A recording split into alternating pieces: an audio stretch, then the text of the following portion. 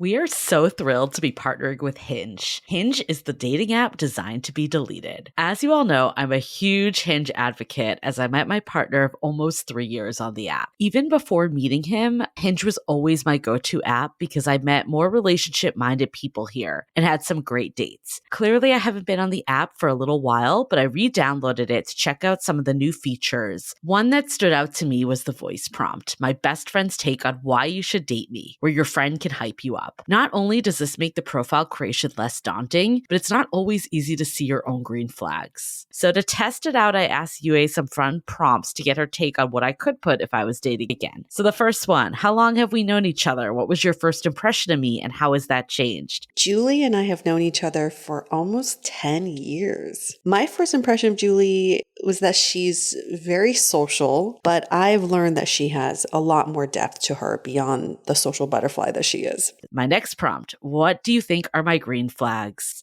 I would say she's deeply loyal. She believes in love, curious mindset, and she is fearlessly ambitious. And then last but not least, what kind of friend am I? Julie is the kind of friend who will always have your back, no matter what. Damn, that feels nice to hear. So download Hinge and try voice prompts today. Then find someone worth deleting the app for. I was so excited to get my shipment from Last Bottle Wines in the mail the other day, full of incredible red wines, all from Napa Valley. I love wine tasting, so having this to my door couldn't be happier. Also, couldn't be more excited that today's episode is brought to you by Last Bottle Wines. If you don't know already, they're a Napa-based online wine shop with a twist. They offer just one handpicked wine per day until it sells out, and they're always at incredible prices. We're talking 30 to 70% off retail. And the best part is that there's no subscriptions, no fees, and no minimum purchase. And I could not be more excited to bring this offer right now because they're having a marathon sale, which is coming up March 28th and 29th. Even better, we're offering Dateable listeners 10% off your first order with code DATEABLE. So if you are a wine lover like me, this is a great time to join. And did I mention that shipping is 100% free? So what are you waiting for? Mark your calendar for March 28th and 29th or get on it earlier if you want. You can sign up at lastbottlewines.com and use code DATEABLE and find out why Last Bottle is the most fun way to discover and buy amazing wine. The Dateable podcast is an insider's look into modern dating that the Huffington Post calls one of the top 10 podcasts about love and sex. On each episode, we'll talk to real daters about everything from sex parties to sex droughts, date fails to diaper fetishes, and first moves to first loves. I'm your host, Yue Xu, former dating coach turned dating sociologist. You'll also hear from my co-host and producer, Julie Krafchick, as we explore this crazy dateable world. Hello, friends. Welcome to this week's episode of the Dateable podcast. If you are new, welcome. We talk about everything dating. If you are not new, then welcome back. You know exactly what we do here. You know what we're all about. But what is new is Julie's back from her Hawaiian vacation. Oh, and yes.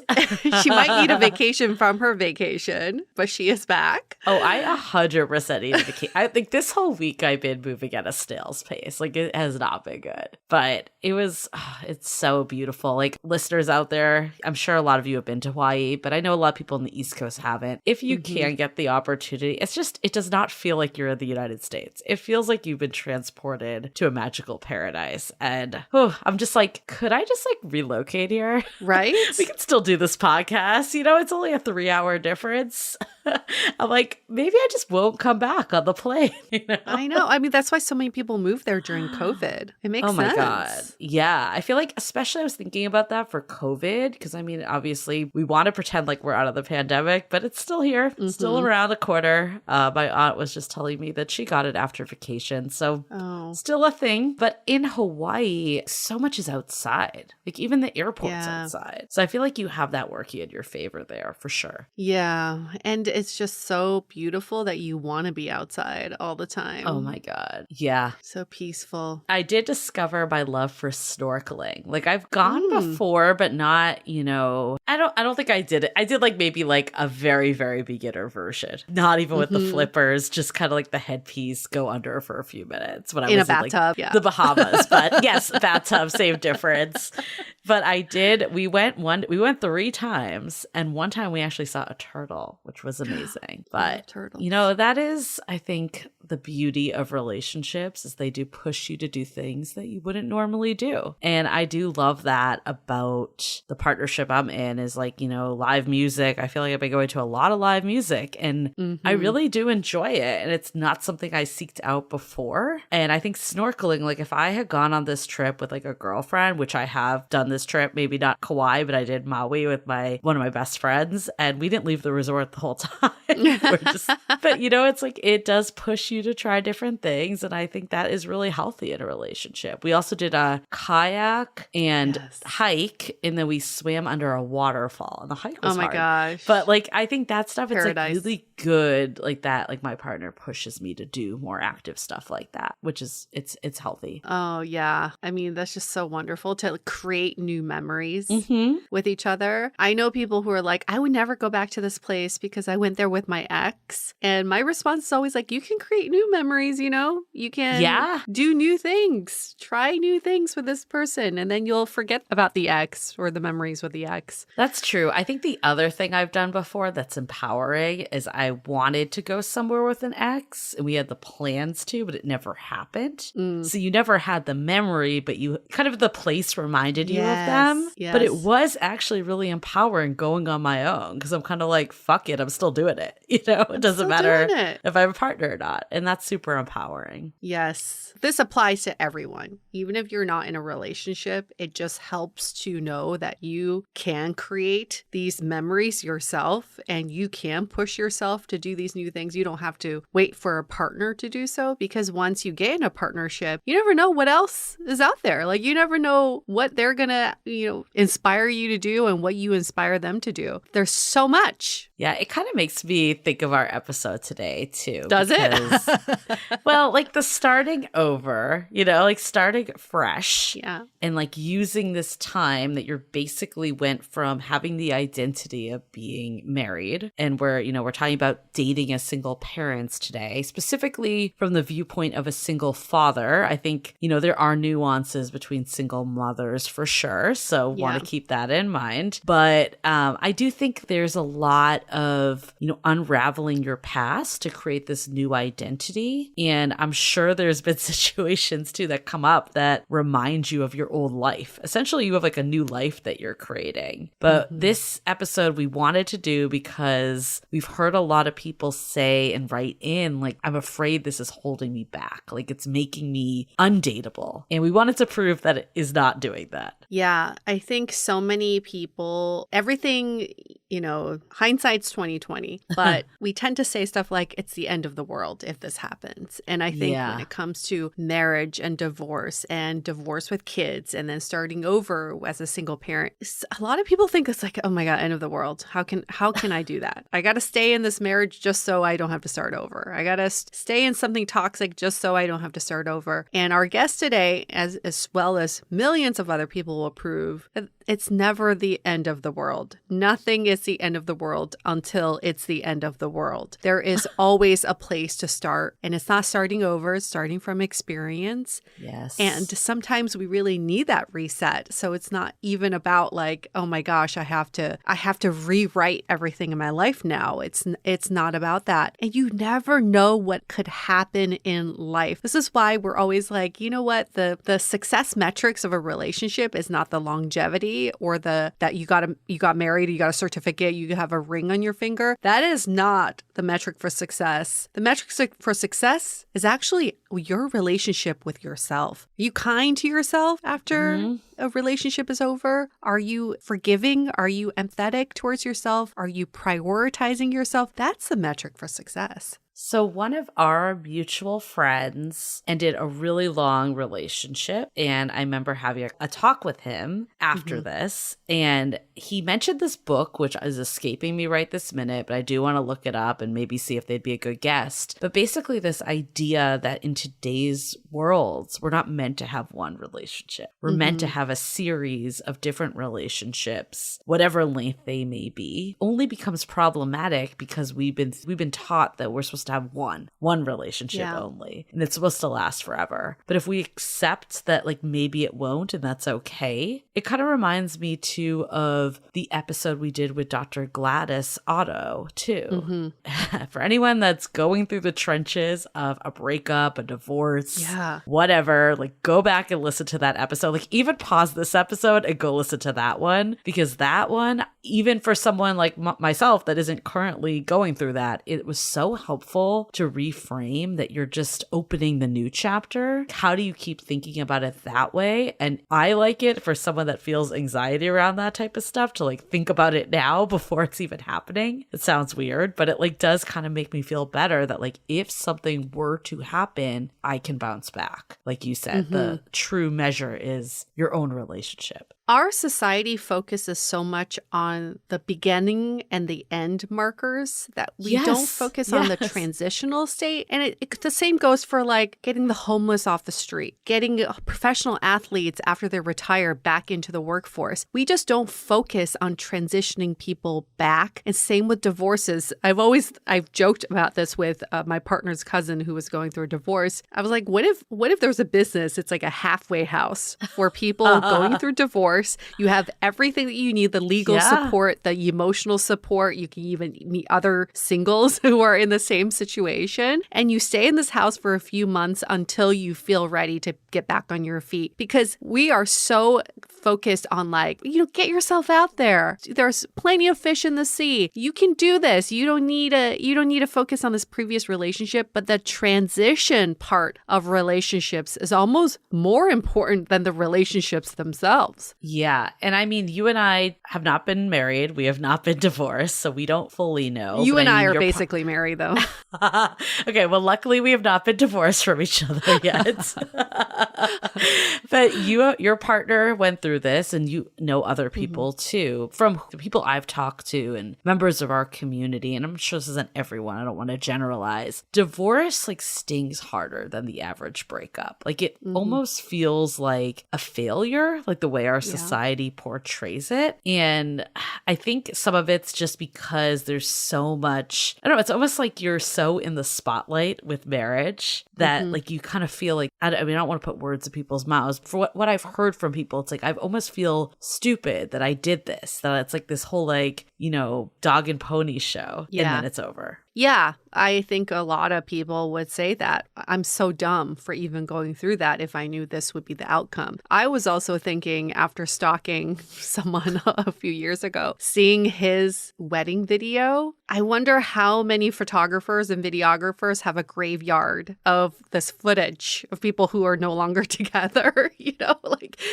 How do you remove it from the internet? Because it's kind of on there forever. But yeah, people have told me that it does sting harder because society places so much pressure on you to make it work. And also you go through so much just to show the world that you're married. Yeah. It's like so shameful. It's so public. Yeah, you could be in a relationship and nobody has to know. But if you're married, apparently you need to tell the whole world, like the New York Times. I still don't understand the New York Times engagement. I don't either. Announcements like, why do I need to know their pedigree? Like this person went to Harvard. I feel like that's so old fashioned. I mean, I definitely remember that from Sex and the City explicitly. Like, and then that gutting feeling, like when Carrie saw Big and Natasha in there. Yes. Like for all your exes that are just seeing that. Oh my God. What a why? Sucker Who punch. Needs to know? Who needs to know any of that? Why does any of that need to be public? I get that you want to celebrate, but the announcement to the world, to strangers, I will never understand. But the point of this kind of conversation is to say that who cares what society thinks, right? End of the day, it's you and your relationship with yourself. You got to protect yourself. And you know what? You're in the media blip, so-called media blip for 2 days, and then people forget about you. Right. I mean, I've even thought about that, like even just like posting Instagram stories, like, you know, just like things that are public. Like there is something that comes with it. But then at the same time, it's like, well, you can't be like fearful of that. Like that is your life. That is your truth. And God forbid, like if something does happen, that's also your truth. And that's kind of, you just need to roll with it. Like what world are we in that you're just like holding onto it so secretively? That's not the answer either. No, don't let the fear drive you. If we were all driven by fear, we would do nothing. We'd just be at a standstill, twiddling our thumb, not leaving our houses, not engaging with people. That is a fear-ridden lifestyle. And there's no room in your life for that. Life is too short to be driven by fear. Came to that.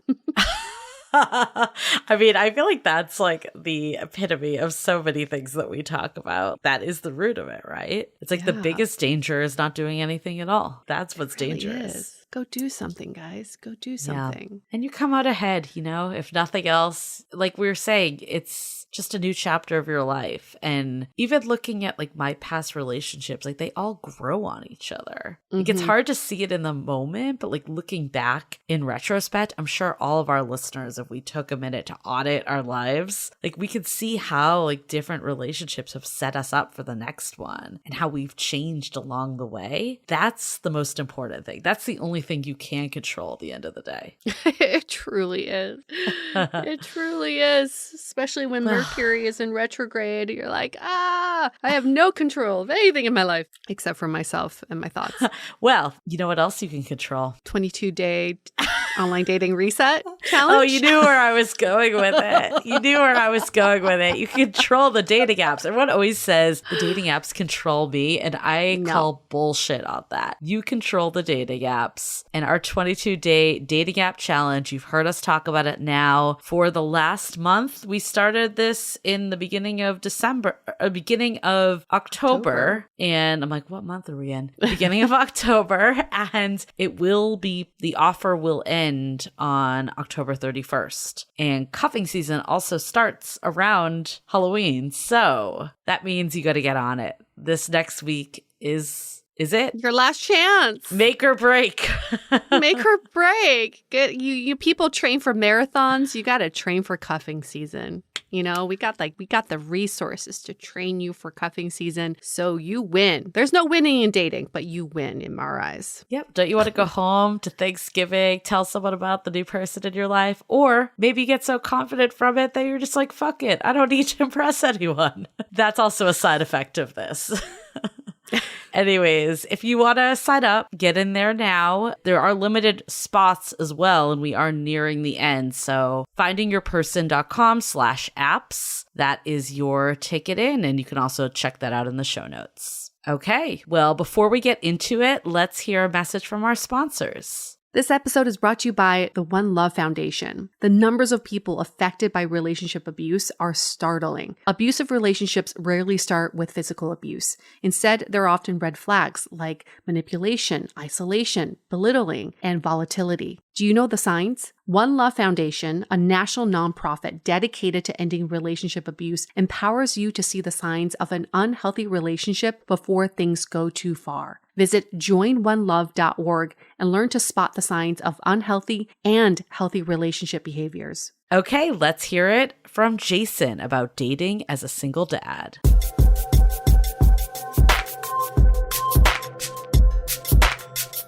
I think we've all had that moment in dating where we raise our hands up and we say, I'm done.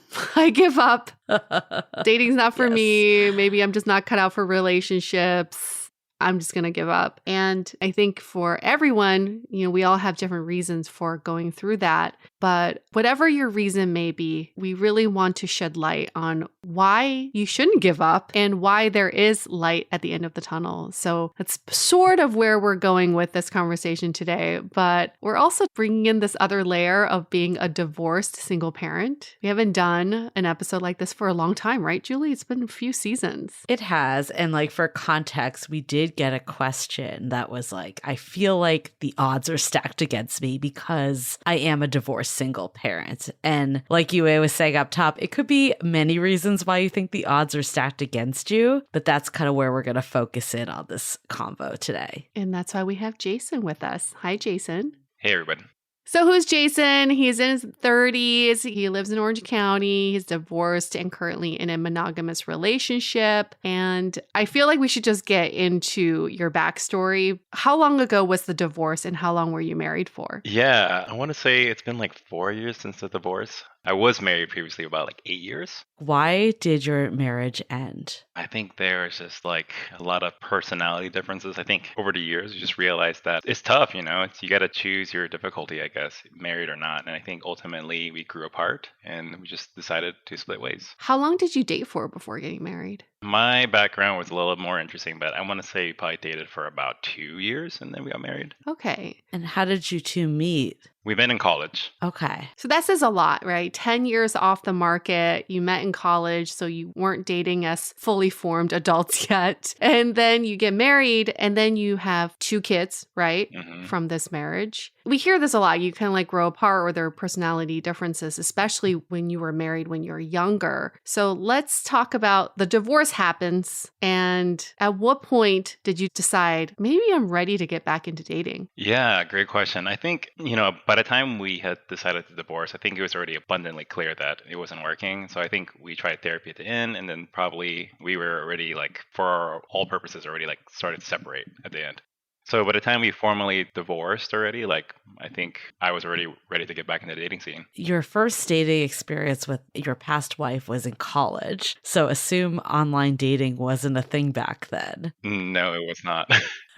Tell us about your experience like getting back into the dating scene when pretty much everything's changed. Definitely a combination of excitement and fear, right? Mm-hmm. Fear being that, the apps I think by the time I had joined was like already like it's been a while. I think at the time there's already been Tinder, Bumble, Hinge, Coffee Meets Bagel. There's like a ton of them. So a lot of options. So, as someone going back into the dating scene, being presented with all these options, really had no idea like how to do any of this. So definitely disorienting. I think in the very beginning of it, it's just like trying to figure out like, how does this whole thing work, right? Like there's no tutorial, there's no guide. You just kind of go on. And then as you start to explore the apps, you start to realize like, oh, this is how you should just present yourself, build your profile, so to speak. Do you remember some of the initial hiccups you experienced in online dating? Yeah, I think it's all the photos. That's one of the key things I started to learn, like how to take a good photo of yourself, right? That's really, it's harder than you think. Luckily, I had a lot of like female friends that were able to help me, and also male friends that would just help me take a look at my photos and be like, hey, maybe don't use this one instead. Try taking this photo. So I think getting that guidance from peers that are actively in the dating scene really helped a lot. And then if you guys use Hinge, right, there's like a lot of the prompt and everything. That just required like exploring pretty much how to describe yourself best. And it's funny because the dating app and building that profile was a great way to actually just even to get to learn more about yourself. So yes, kind of a cool effect. You know what's interesting is like in our Facebook group, we have a lot of divorced people in there. And, it's almost like fish out of water, getting into the dating scene, even though there's probably a ton of a relationship experience. The whole dating scene has changed dramatically. What do you think is like the biggest surprise or thing that you learned when you were actually actively in there?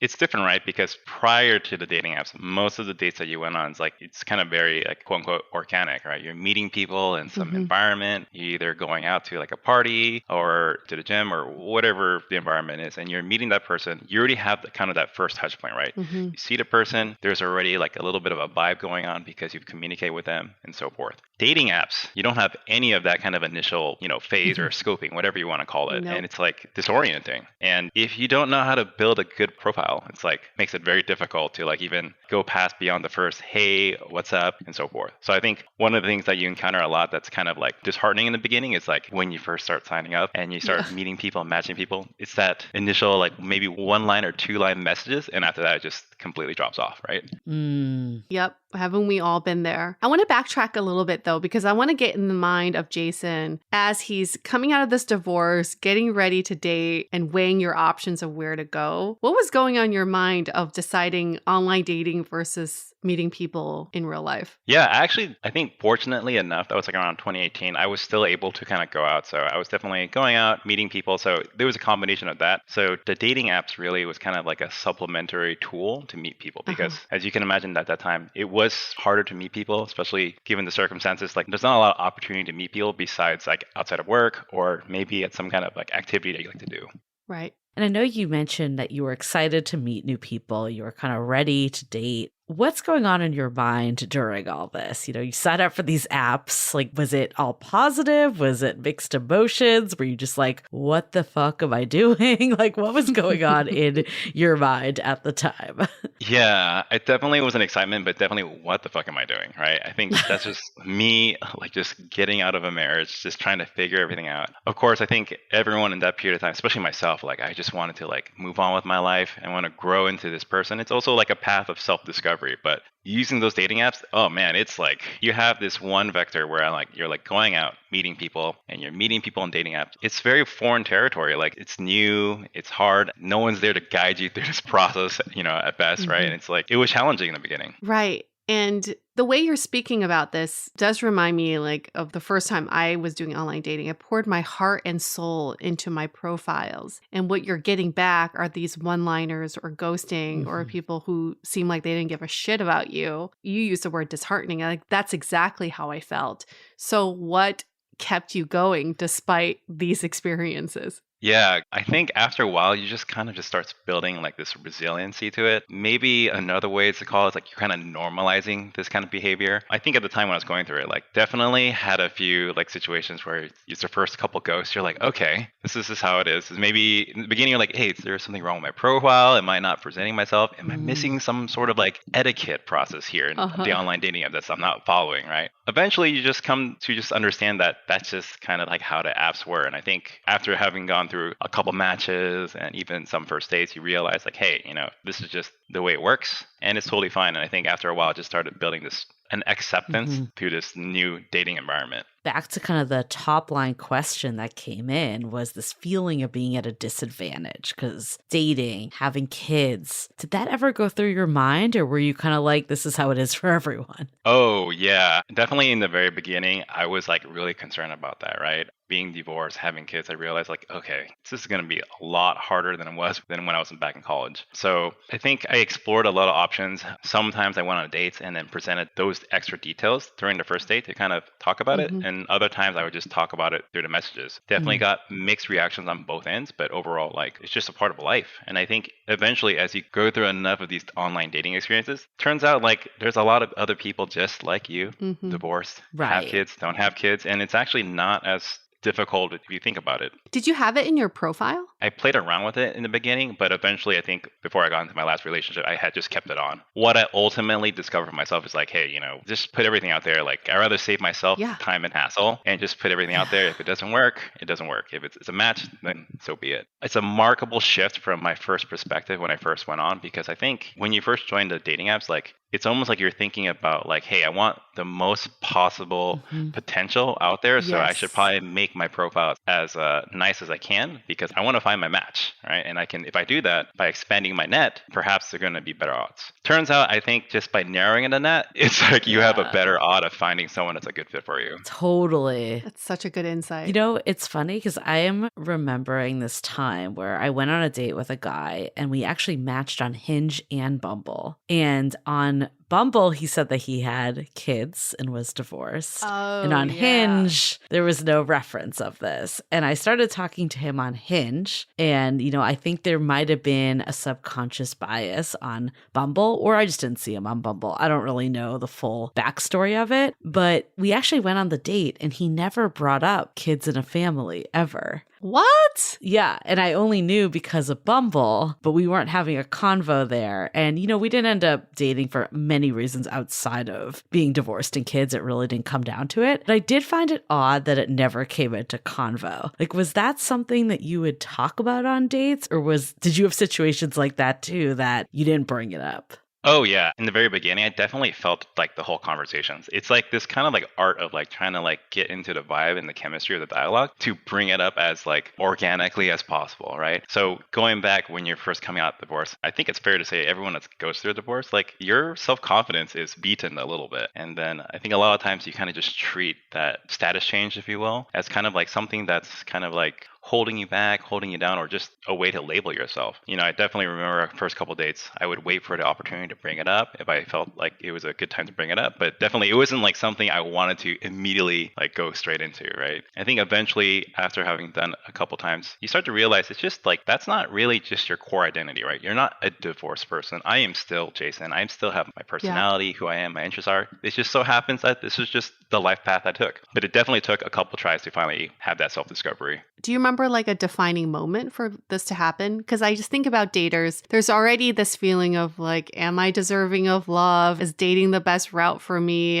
Am I doing the right things? And then you add the layers of a divorce and then having kids. I'm sure it can do all kinds of shit to your ego. So did you have a moment during this process of self-discovery where you're like, actually, no, all of that's just a limiting belief? Yeah, I mean, I think when it started really change for me is like once you start meeting people, like there's a lot of different criterias for people to like want to get along with. That's the whole chemistry angle. It's not just about whether or not you have the same life experiences or you have the same hobbies. Like there's like this, it's not a real science. It's actually more of an art. And I think after a while you realize like, hey, just be yourself, right? I know it sounds a lot simpler and I think it takes experience to understand that, but like these are just facets of your life. And I think if you can bring it up succinctly to the person you're matching with, the end goal really is just like trying to find that person that could become your partner. And I think in order to do that, there has to be kind of this like sincere look at yourself and presenting to the other party who you are and just accepting the fact that, hey, this could be a match. And if not, that's okay too.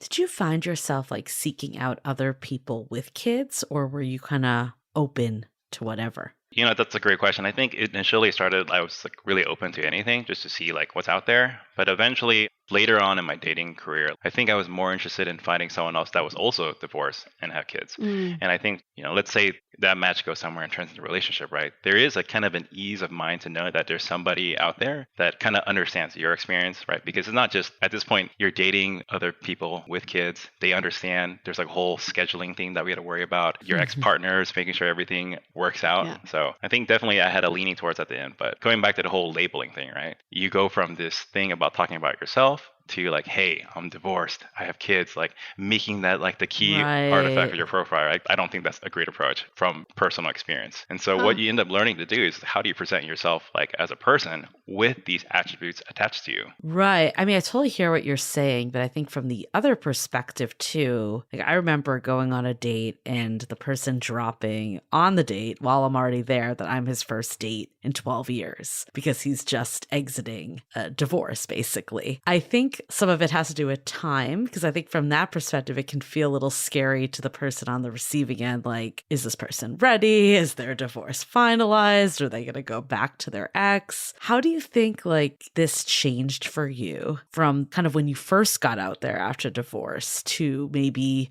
some months had gone by? Most of the new dating etiquettes I think I learned from my peers, but you've learned eventually like the ghosting thing doesn't feel very good. So you try your best not to do that. Of course, not necessarily an etiquette, but I think a best practice, right? It's like how to build a better profile. Right. Going back to the whole labeling thing, right? You go from this thing about talking about yourself to like, hey, I'm divorced, I have kids, like making that like the key artifact of your profile, right? I don't think that's a great approach. Right. In all forms of dating, right? You want to get to know the person. So I think eventually what I ended up doing is just coming in, but I was able to get to that first date face or even on the online chat, just to get to know the other person. Whatever background or baggage, as people like to call it, you have, not a big deal. It's really about understanding you as a person, your personality, what your interests are, and whether there's alignment there. And if there is, then we can keep going and talking about the other logistics, if you will. Logistics. Love that. And did you have a rule of when you introduced the kids? Ooh, yeah. The kids, they would know about the kids early on, but there's only one person, and that's the person I've been with that's met the kids. So my ex-partner and I, we had a rule pretty much. If we were to date, like for them to meet the kids, like this relationship would have to actually go somewhere to a certain point where it's like, hey, this isn't just like a fling. There's like something here. So if that were the case, then hey, then we would be open to that. And what's kind of that threshold? Like when you define the relationship, have the DTR talk, or was there a different threshold? It really comes down to that, right? It's like, hey, we've been in a relationship for a little bit of time. We think there's some potential, right? There doesn't need to be like this overt commitment for some kind of long-term thing, but I think there needs to be a discussion, right? Because my partner also has a child and divorced. So this is like really important, right? I think as you start dating other people, especially other people that are divorced and have kids, like it's really important for us to protect the kids from these kind of situations. So I think both I and her agreed like, hey, we see there's a potential. Let's see if we're okay to like bring the kids into this environment and see how that goes. Having kids and being divorced, like I think this is a critical kind of component to learn about the other party to really see the viability of like if this relationship can go somewhere. And so eventually you have to take that risk and be like, hey, let's meet each other's kids and let's see if there's anything here. Did you ever have a situation with someone that they just, when they found out you were divorced and had kids, they just didn't want anything to do with the situation? Or did you kind of filter for that so that wouldn't happen? Yeah, I definitely had experiences where it's like, hey, thanks for telling me, like, not really my thing, great person, and so forth. And I've had some people like, hey, you just wasted my time. I'm like, okay, well, sorry. Oh, really? Shit. At what point would they say that? This is like the first date. So just having that happen, I was like, okay, no problem. Like, have a good night. What I've learned and bringing up the kids earlier on helps a lot. But just from all the matches that I've had, I think there's this general fear. Like, for example, some of these matches I had, they're not divorced. They don't have kids. So for them to come into this, like, oh man, you already have kids. Like, oh, do I need to be like a pseudo mom to your kids? And like, hey, let's not jump there. Let's actually see if we like each other first and go from there, right? So I think a lot of the fear, and rightfully so, stems from this kind of unknown territory for like singles to be with someone that's divorced and have kids. Yeah, I can see that. I mean, I've definitely been in situations where I'm like, I'm not ready to be a stepmom. But then like the first date. Yeah. Yes, exactly. They're like, I'm not ready for you to be the stepmom either. Exactly. Like, let's that not was usually go my that response. far. Yeah. A lot of projection happens. That's why it's like I've learned like it's really key to just kind of like whenever you can just organically bring it up. Like it's just a date. Like nobody's like asking you to be the stepmom. No one's proposing to you. Like it's just here. Let's get to know each other. Like we don't even know if we like each other. Like let's just start with that. Okay, so going back to this question as someone who wrote in, what is some advice you would give to them for divulging this information? Because it sounds like the kids thing should be divulged a little bit earlier. Probably not a popular opinion, but like I totally get when people don't want to divulge, right? It takes kind of like this leap of faith and like kind of like self-confidence that needs to be built up. So for someone that's having gone through that experience of a divorce and all that, I can see why they're scared, right? So my advice is like, hey, that's not who you are. That is just a fact about yourself. So just focus on everything else about yourself, bring it up, and then just trust in the process that you'll find someone that's a match for you given these certain attributes tied to you. So I think before my current partner, I actually went on a date with another person. No kids, never been divorced. Great experience. There's nothing wrong with that. So generally, I think just be open about it, right? I think in the same way when people talk about marriage and divorce being, choosing your difficulty, I think the same goes with dating, right? Like you can date someone that's single, that doesn't have kids. There's a difficulty inherent with that, right? You got to explain to the person, educate them on the experience, right? Alluding back to the whole, oh my God, I'm not ready to be a stepmom situation, right? It's like you have to be like, help educate them, like, hey, don't worry, like that's not what this is. Like, let's just stay and focus on that. In the same way with dating with someone with kids, like we still have to work out scheduling and everything, but life's kind of like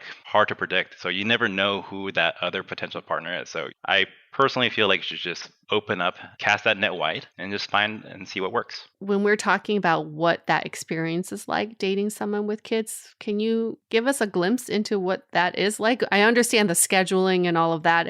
What are the other components involved? Oh, God. Yeah, I think there's a lot. I think the first almost borderline terrifying experience is meeting your other partner's kids, right? Terrifying in the sense that you're just nervous, you don't know what to expect. And like for me, that was like my first time meeting someone else's kid in this kind of context. It's almost like kind of like a first impression, kind of like nervousness, like, oh my God, are they going to like me? Is it going to be great? Like you have all that. And then of course, the other part's like, hey, are my kids going to like them? How's that going to work out? Like a lot of this kind of like very newfound experience / nervousness around that. Additionally, meeting the ex-partner, right? That's another big one. Mm. That's always a very Right, because they're still in the life somehow. It's funny, but like when you're dating the divorced person in general, like you still need to interact with the ex-part in some capacity, especially if they have kids. Like if they don't have kids, maybe it's a little bit better, but generally speaking, if they have kids, like that person's going to be there. Fortunately, my experience has been just fine. Okay. Well, that's good. And how did you set your partner up to your kids? Who did you tell your kids they were meeting? Oh, you got to go with the classic auntie/uncle approach. Like this is auntie so-and-so. Yeah. Oh my right? God. That's a great question. Like I think in the beginning, right? Like you need to like kind of prime like the environment. So I think the first couple of times we would just like take the kids out to a park and be like, hey, and if possible, I would bring in like mutual friends that we have and like kind of like make the group a lot larger. So nothing in particular stands out. So it wouldn't be like, this is my girlfriend from day one. Yes. I don't think I explicitly ever said girlfriend to the kids until much later on. It just ended up becoming like this large group outing with kids. And then eventually it was just, oh, it's me and auntie's kids. And then eventually they started figuring like, hey, something's going on here. Going on with dad. Yeah. Daddy's dating auntie. That's actually what they said. We had someone in our community share a really cute story that she like had her now partner over. Kind of similar to you, like didn't explain that it was her boyfriend. And then her kid like basically pulled him aside and was like, are you dating anyone? Like you'd be perfect for my mom. And then he basically was like, well. Yeah, it's like, oh, think about it. Kind of already is happening. Yeah, exactly. How cute is that? I think, one other thing we hear a lot from people in our community is that sometimes, dating takes a lot of time. It's a lot of work. Sometimes people will describe it as a second job, and maybe more when you're not in an actual relationship. It's a different type of time commitment, but it's different. A lot of bullshit maybe in the dating of wasted time. How did you kind of balance that? Because what we've heard from people is like, I don't have time for these people that just like flake or ghost. I have a kid to like basically take care of. Like, this is my life. Yeah, I think that just takes, again, like trial and error. I think the first couple times everyone goes through it. You talk online, talking for a while, try to set up the first date, ghost. And then if you're able to make it and go to a date, like, guess what happens? You go on a first date, it doesn't work out. Hopefully it's not a ghost, but if that doesn't happen, people just don't continue meeting up. Just like everything else in life, it's an investment. So I think it's going to be really hard. You're just going to have to like make it work. We've heard from single moms that dating as a single mom, you feel like you have no time to waste. So you don't put up with the bullshit that a lot of non-single moms would put up with. Is that also the case for you as a single dad? This is maybe a more personal experience. I think as a single dad, I think I already came into this whole online dating world with this perception that as guys on the app, like we just have to invest more time and just be expected to be much more difficult, right? Like I think what's the general perception, right? Women on the dating apps get more swipes than guys do. So I think we already come in with this kind of mindset like, hey, there's a lot more effort involved to do this. I think what I like about your attitude, which I'm sensing, is you're kind of like, look, this is what it is.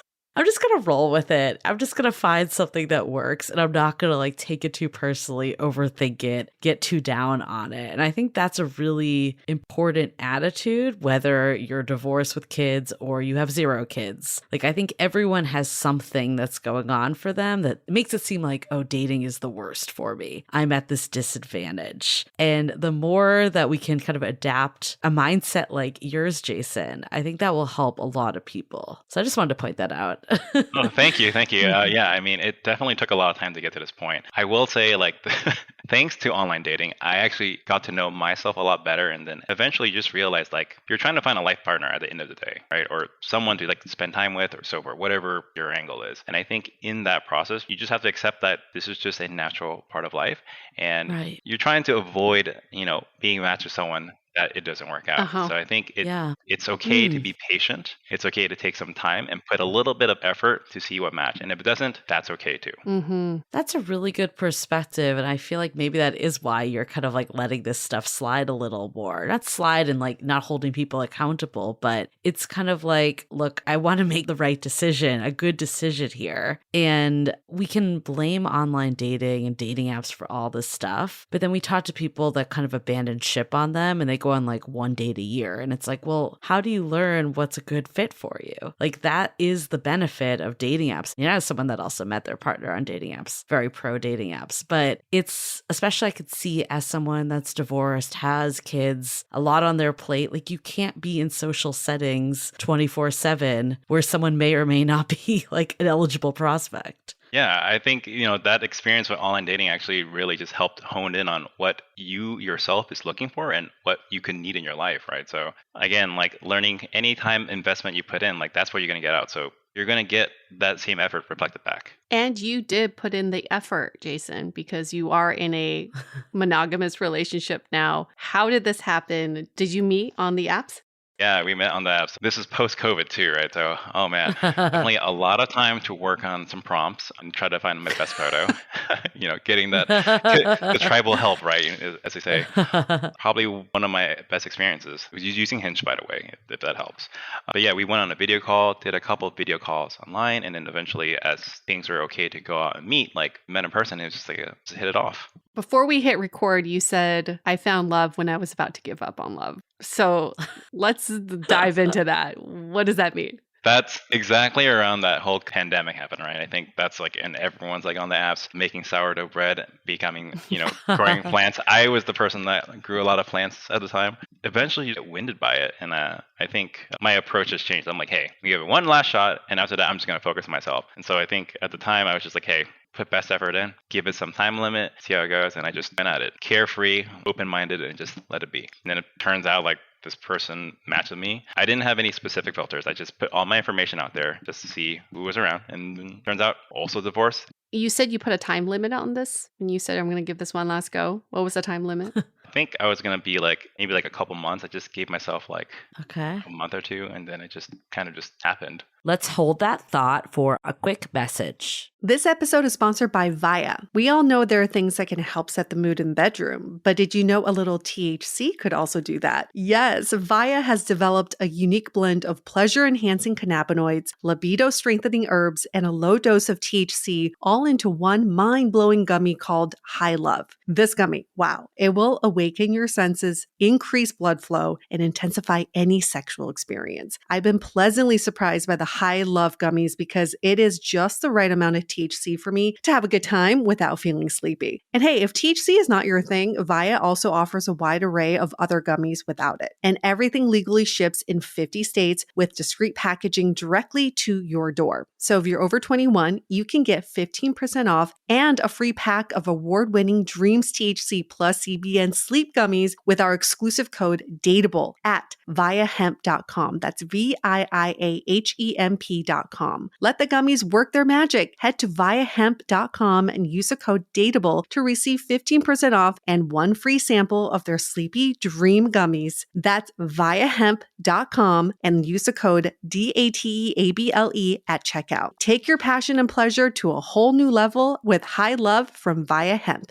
As you know, I recently left my corporate job and I've been in total recovery mode, all about self-care. One of my new routines is the nighttime shower before bed. There's just something about washing away the day and that reflection that's been super helpful for me. I've been using one of our partners, Osea's Mega Moisture Duo. This combo body oil and body lotion are so freaking incredible. It literally feels like I'm at a spa. I realized that the secret is seaweed and other skin level ingredients that are normally reserved for face products. And that's why I was so excited when Osea became one of our partners. And, we're so grateful for partners like this because one, they keep the show going, but they're also super good for all of our listeners and for our own well-being. So if you want to have that nighttime bliss like I am doing, you can get 10% off your first order site-wide with code DATEABLE at oseamalibu.com. You'll get free samples with every order and free shipping on orders over $60. So head to oseamalibu.com and use the code DATEABLE for 10% off. Let us know which products you end up going with, share them in social. Super excited to see what you end up choosing. Living with ADHD can be a challenge, and dating with ADHD is definitely a challenge, we've heard many of you say, but finding the right care and proper tools needed to succeed can be life-changing. Done is an online ADHD care platform that can get you all the resources you need to help manage your ADHD. Online visits, refills, and a 24/7 care team made for you. In just 1 minute, Done's online assessment can help kickstart your ADHD treatment journey. With experienced clinicians, worry-fill refills, and online visits, you can start getting personalized care as soon as today or tomorrow. So contact an expert team that can help you around the clock and get a personalized treatment plan just for you. Here's how you do it. Take a free 1-minute assessment and book an appointment with a licensed ADHD clinician as soon as the next day. Get continuous care, one-click refills, insurance coverage, and 24/7 care team support with Done for just $79 a month, and pharmacy copays as low as $0. Visit get.donefirst.com/podcast to learn more. That's get.donefirst.com/podcast to learn more. Done. Turn ADHD into your strength.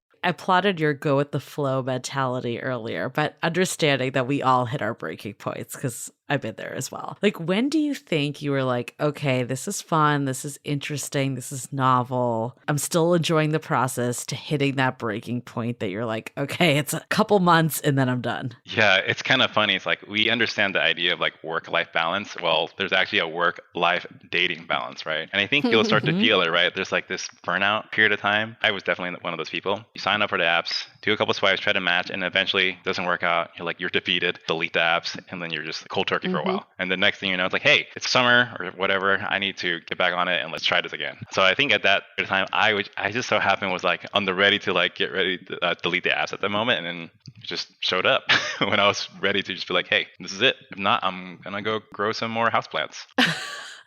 What made this conversation different than the others? Yeah, I think I just treated it very like casually. Like I know it's not like a great way to explain it, but I think out of all my dates, like this one was like the most relaxed and casual. She at the time had just celebrated like her child's birthday, so we were just kind of talking about parenting, how it's been, how life is like being like divorced and having kids, and going back to the whole houseplant thing. I was like, hey, you want to join me to go to the nursery sometime?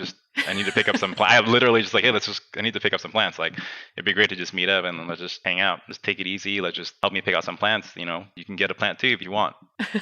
A lot of good conversation came out of it. And I think that's like the way, right? You want to like figure out if there's a vibe or not. I think being able to drop your guards a little bit and not worry about like this dating pressure and just getting to meet the person. Like, I think I probably have to say that helped a lot in my like interactions with this person. I'm so glad you brought that up, because like I had something very similar happen to me also, that I in the same boat of like, I'm just gonna go and enjoy getting to know this person. That's all I'm gonna think about. And I think so many times we put like this pressure on ourselves to like sell ourselves or to cover up some of these things. Like you were saying earlier, I felt like, people were like looking at me like this divorced person with a child, but that's not me. That's not me getting to know them. It's one attribute of me, but I can see at the beginning of a journey being like, okay, this is the thing I need to like kind of work around. And I definitely, like, this is totally a different example, but I kind of feel like I had that with this podcast. Like I felt like I was like scaring away people that there was like a dating podcast. It was kind of like that thing that I was hiding a little too on the dates. Not that it's the same at all, but it is my baby, I guess. So similar parallel a little, but exactly the same.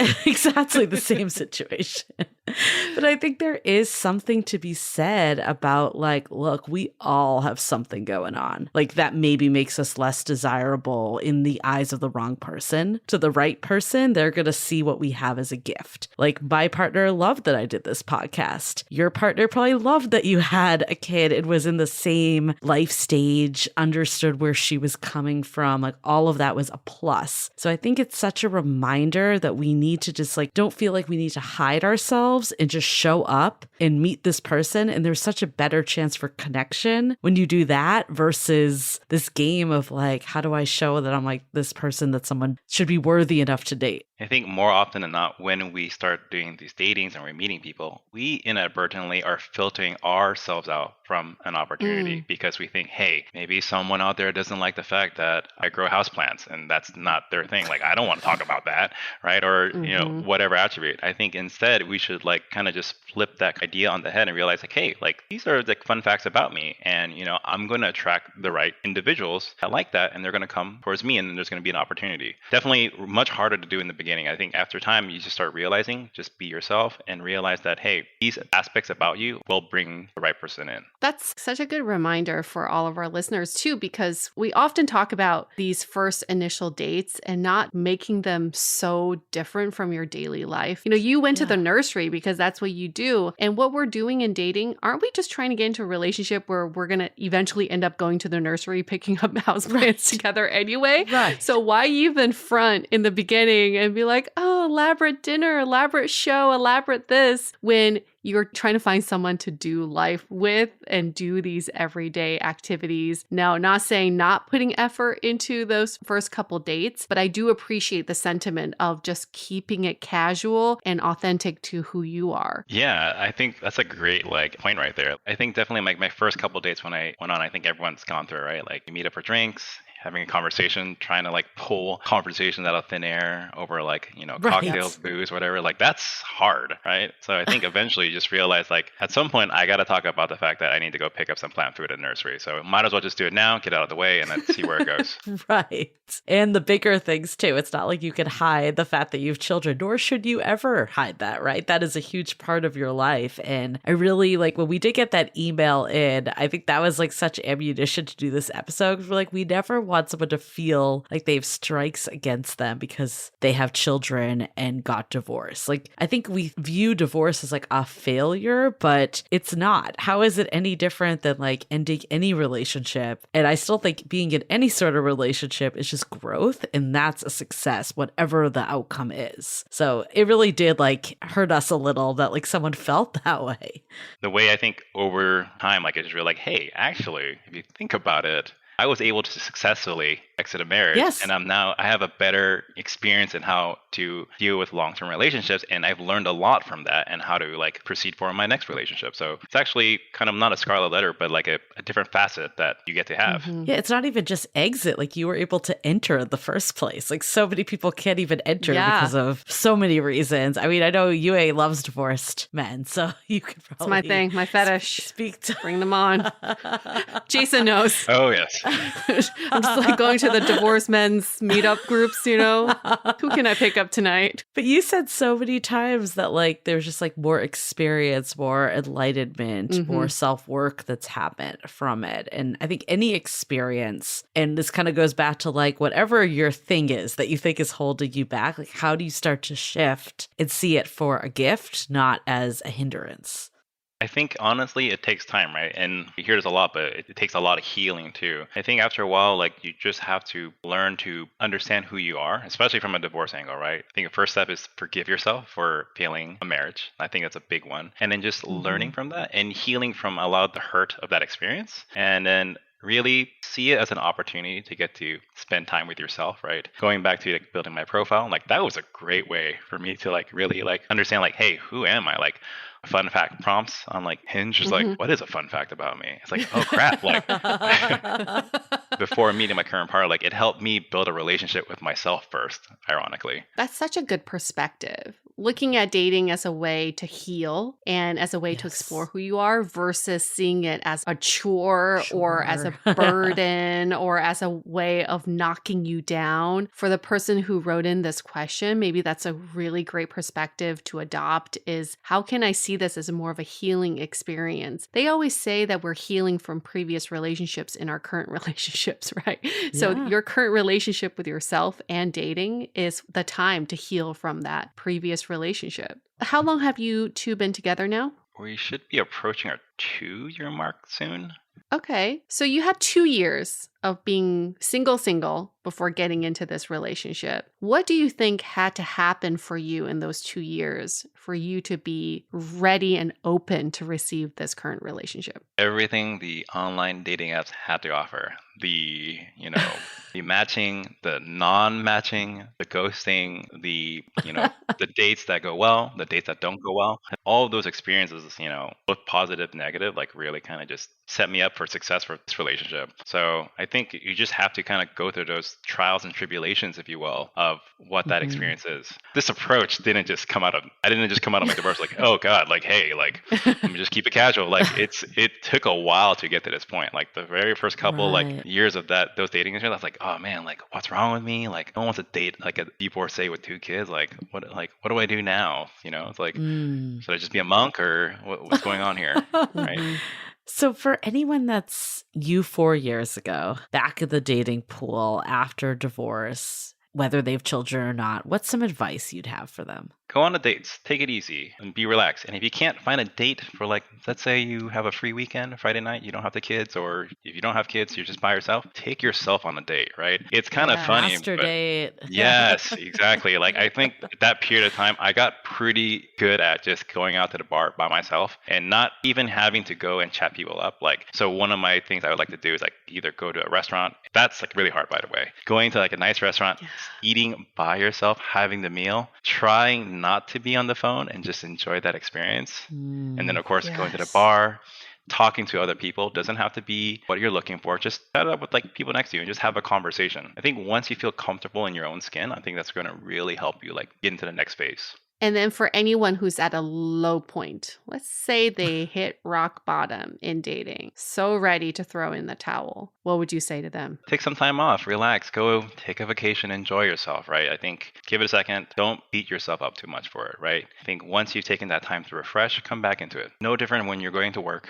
and you're burned out at work and you need to take a vacation. It's the same exact thing, right? You need to, just the way we look at work-life balance, you have dating versus single life balance, right? You just got to refresh yourself, come back with a fresher perspective, and if not, take a break and come back when you're ready. Well, thank you so much, Jason. This has been so eye-opening. I mean, I think I have a few main takeaways. I think the first is, how do you start to enjoy the experience as much as possible? So much of what you said today, and this doesn't mean that you're not going to have any of those low moments. You said that you had a few of them. It's not saying that you're not human, but how can you start to look at dating as, getting to know yourself better, all of it building on one another to finally get you to the place that you want to go? It's such a better outlook, and just the reframe of what dating means, what being divorced means. You said about like, this is not who I am. This is one piece of my story. That's so important to remember, regardless of what your thing is that you think is holding you back. It is not the whole story of who you are as a person. So I love just like a lot of the reframing that you were able to do. And the other thing that stood out to me was choose your hard. Like we hear that so often is there's always going to be something that's difficult. It's up to you to decide what's the part that's worth it to you. Look, dating is hard. Relationships are hard too.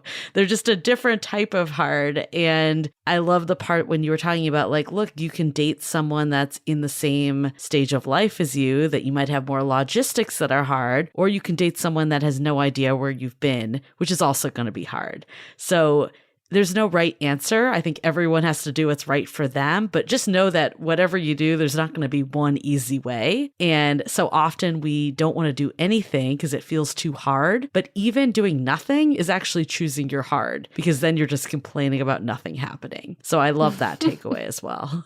And when you're choosing your hard, you narrow the dating pool. I love what you said up top. You were creating a profile to catch as many people as possible into your net, and you realize the goal is actually to narrow the pool of people who are suitable for you. And sometimes we do hear this from our daters. It's like, how do I create a profile that can appeal to most number of people and get the most matches? Well, you're not trying to find and date and be in relationships with 1,000 people. You're just trying to find one, or maybe sometimes 5.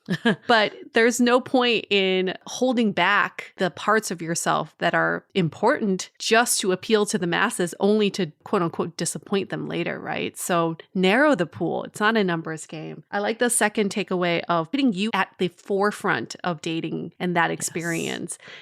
Full dating journey of thinking about what am I learning about myself? It's funny that you said the intake, or at least the prompts on dating apps, was therapeutic, because if you think about it, they are kind of like therapy intake forms. It's very similar. It forces you to think about yourself. So what a great way to think about online dating. Hey, this is just like therapy for me. My very last takeaway is something that you said recently, Jason, or I don't know, towards the end. You're like, well, I sound very chill and casual right now, but I wasn't always like this. And this whole time, this whole conversation, I was like, God, he sounds so chill. Like, was he always like this? Was he born like this? But you're talking as the current you and not you 4 years ago. So if we can all, when we're stuck in a rut in dating, if we can say, when I get out of this rut 2 years from now, 3 years from now, how would I be? And what would I say to myself right now? Because the chill Jason can look back to the not so chill Jason 2, 3, 4 years ago and say, listen, buddy, just chill. Your person's out there. We can be casual about this. It's not that serious. Don't Enjoy your life. It. Yeah. Don't rush it. Find yourself. Make this a therapeutic experience. Go find yourself. Go take yourself out to a nice dinner, Jason.